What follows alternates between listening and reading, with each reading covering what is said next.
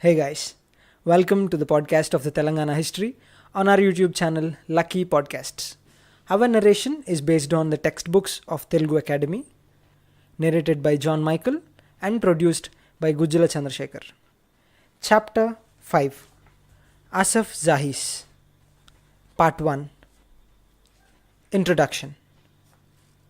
The Mughal Emperor Aurangzeb conquered Golconda in the year 1687 AD. It was under the Mughal rule till the year 1724 AD. Mir Kumuruddin Chin Kilich Khan, popularly known as Nizam ul Mulk, the Mughal viceroy of Deccan, declared independence and founded the Hyderabad state in 1724 AD. The Hyderabad state included areas from south of Maharashtra to the southern end of Tamil Nadu and parts of Karnataka and Andhra Pradesh. The successors of Nizam ul Mulk ruled Hyderabad state for a period of more than 200 years. In this chapter, a brief history of the Nizams, their achievements, their relations with the British, the treaties that were signed between them, and their impact are discussed. The 7 Nizams who ruled Hyderabad state between 1724 AD to 1948 AD are as follows. First Nizam, Nizam ul Mulk, 1724 to 1748. Second Nizam, Nizam Ali Khan, 1761 to 1803. Third Nizam, Sikandar Jah, 1803 to 1829. Fourth Nizam, Nasirud Dawla, 1829 to 1857. Fifth Nizam, Afzal ud Dawla, 1857 to 1868. Sixth Nizam, Mir Mahbub Ali Khan, 1868 to 1911. Seventh and the final Nizam, Mir Osman Ali Khan, 1911 to 1948 AD. First Nizam, Nizam ul Mulk. Mir Kumuruddin was also known as Nizam ul Mulk. He was the founder of Hyderabad state.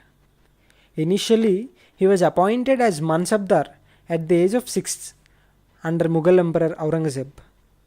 He was also honoured with the title Chin Kilich Khan, meaning a boy swordsman, by the Emperor Aurangzeb. After the death of Aurangzeb, Mir Kumuruddin became Viceroy of Awadh under Farrukhsiyar, who conferred on Mir Kumuruddin the title of Nizam ul Mulk Fateh Zang. He thus became the first Nizam. Chin Kilich Khan helped Emperor Muhammad Shah to defeat Sayyid brothers and to conquer the throne. As a result, Chin Kilich Khan was appointed as his prime minister for a short time. Later, Mubariz Khan, who was appointed as governor of the Deccan by Mughal Emperor Muhammad Shah, was defeated by Nizam in the Battle of Shikar Khada in 1724 AD at Berar and conquered the Deccan Subah. In recognition to this victory, Mughal Emperor honoured him with the title Asaf Jah and recognized his independence. From then onwards, this family popularly came to be known as Asaf Jahi dynasty. Nizam declared himself as the head for 6 subahs such as Bidar, Bijapur, Berar, Aurangabad, Khandesh and Hyderabad in Deccan, with the capital at Aurangabad. Nizam ul Mulk was also a great poet. Shakir, meaning the contented, was his pen name. Nizam was a master of sword and pen as well.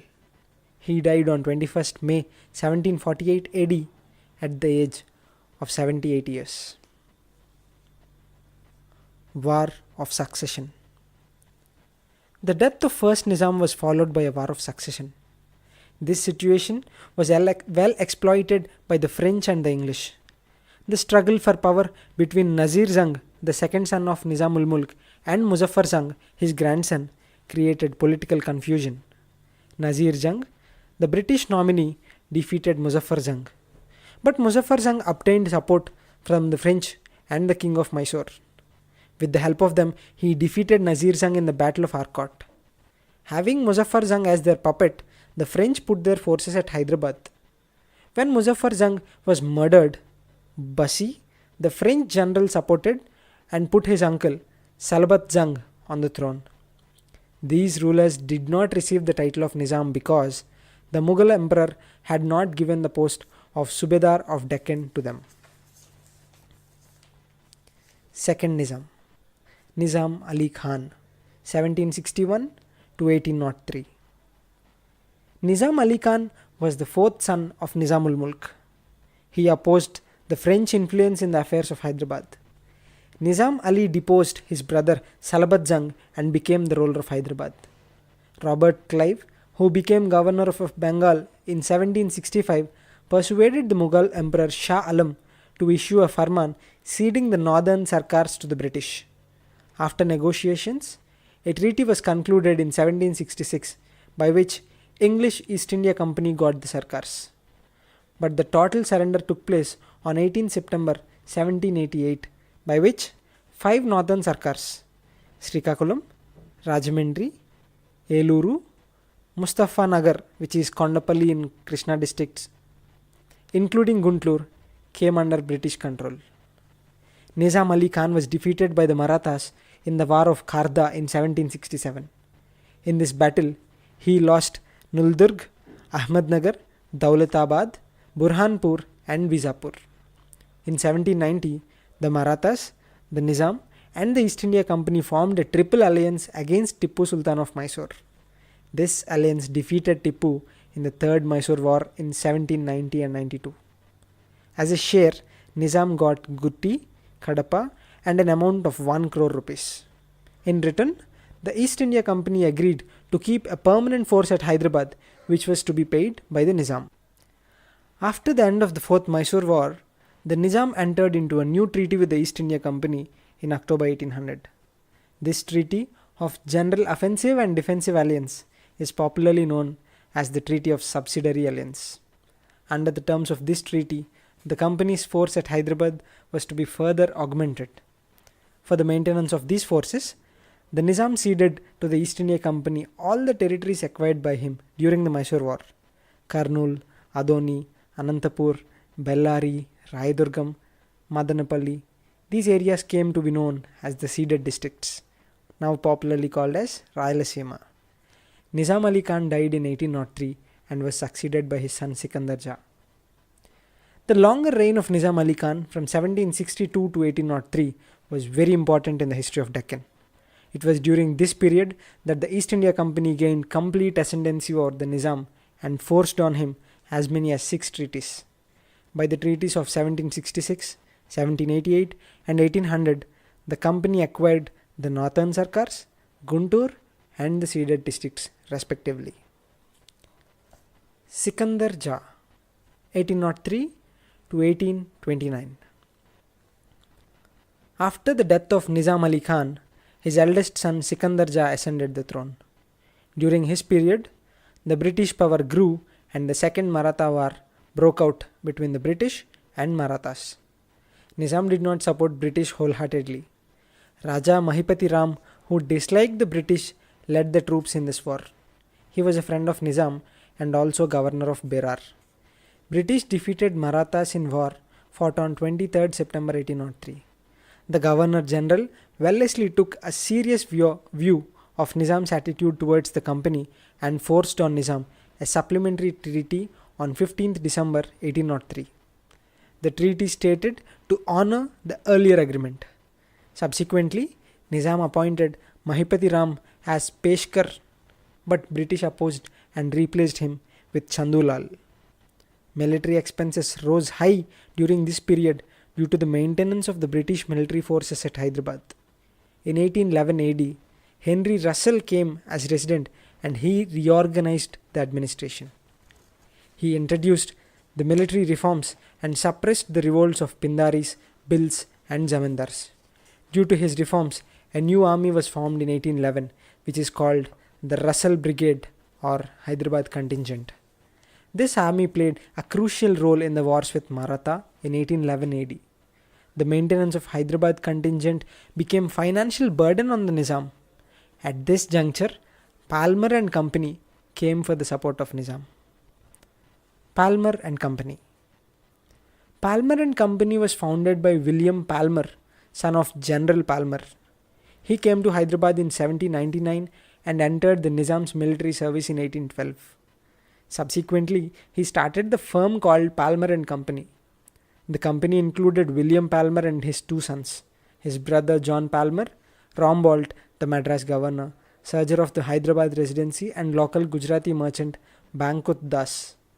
In March 1814, Palmer and Company sought the permission of Governor General to conduct banking operations in the state. As the application was recommended by the resident Henry Russell, many residency officials, including Henry Russell, invested their money in the firm. Diwan Chandulal made special efforts to promote its interest.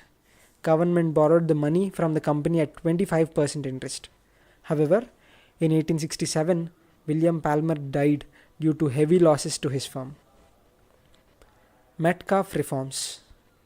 The inability of farmers to pay taxes again and again was the reason for the migration of the farmers.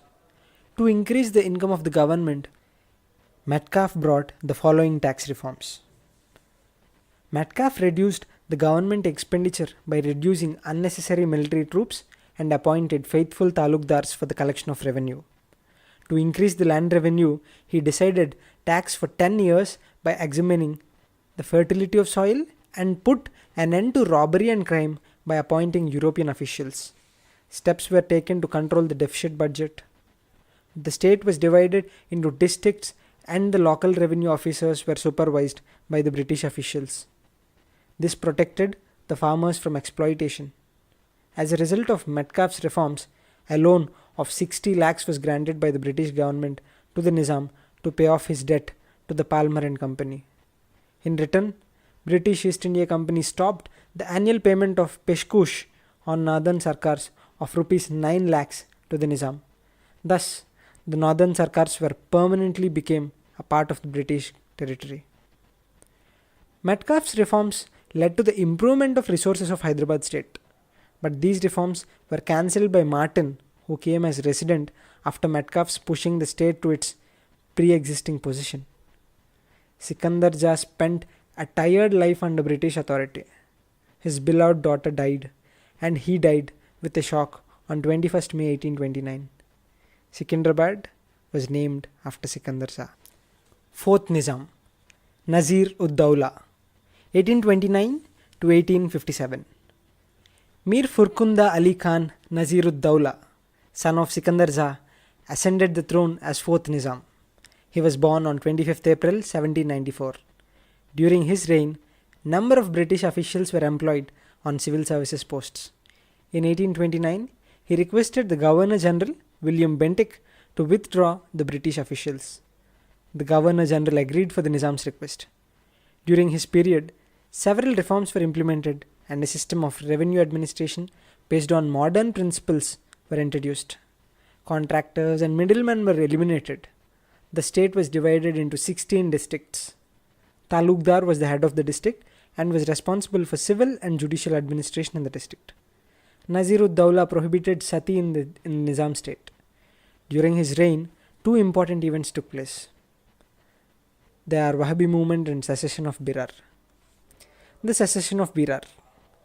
Because of the maintenance of Hyderabad contingent, Nizam owed 64 lakhs to the company.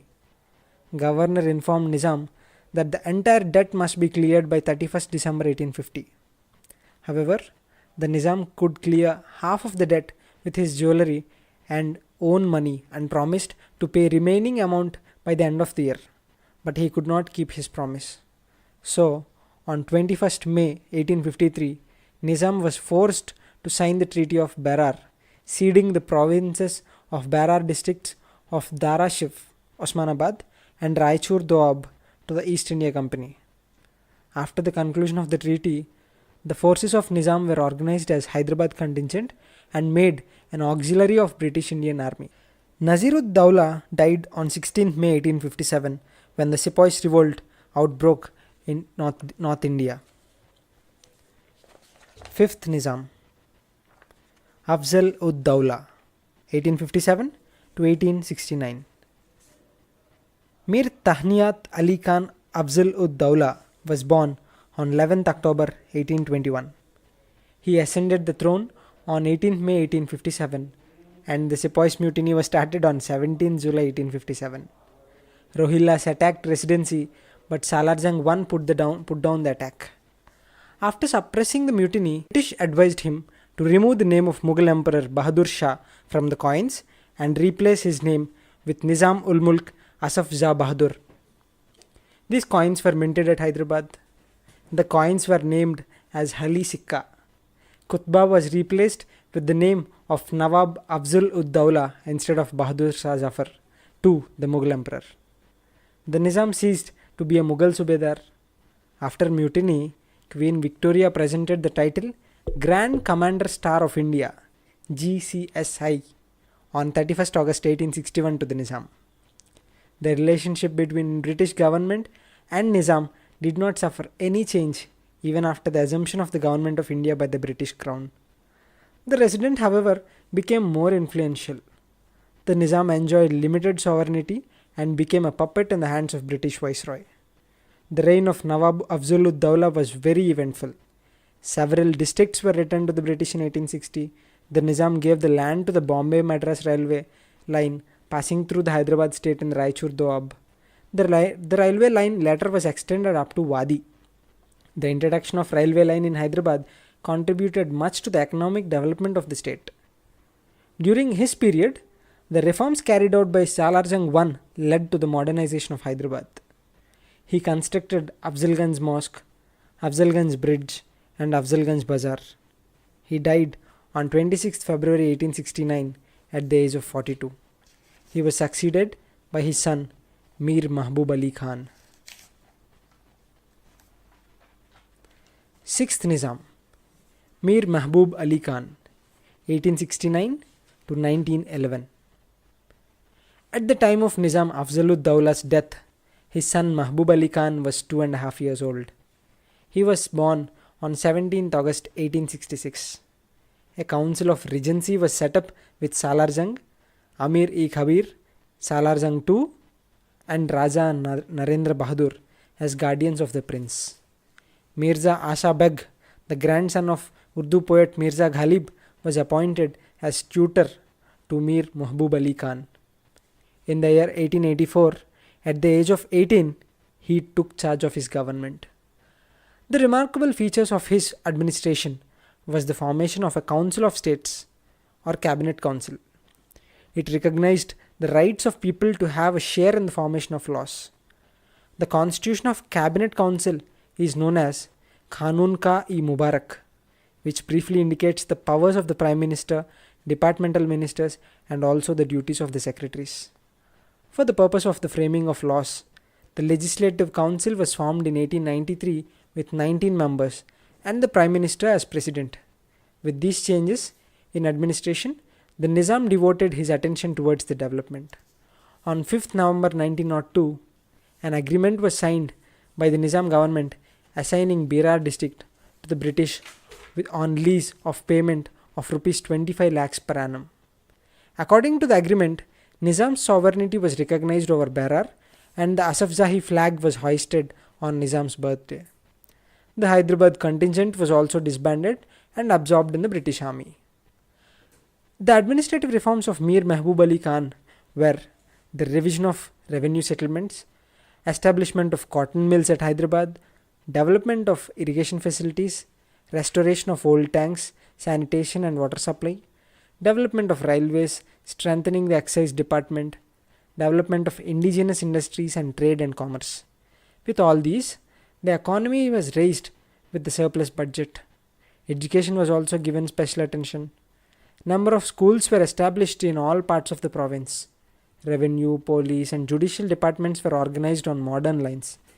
In 1905, Diwan Kishan Parshad divided the province into 4 subas, which consisted of Warangal Suba, comprising Alagandal, Karimnagar, Nizamabad, Adilabad and Warangal, Medak Suba consisting of Medak, Mahbubnagar, Nalgonda, Gulbarga Suba comprising of Gulbarga, Raichur, Bidar, and Aurangabad Suba consisting of Aurangabad, Beed, Parbani, Nanded and Osmanabad.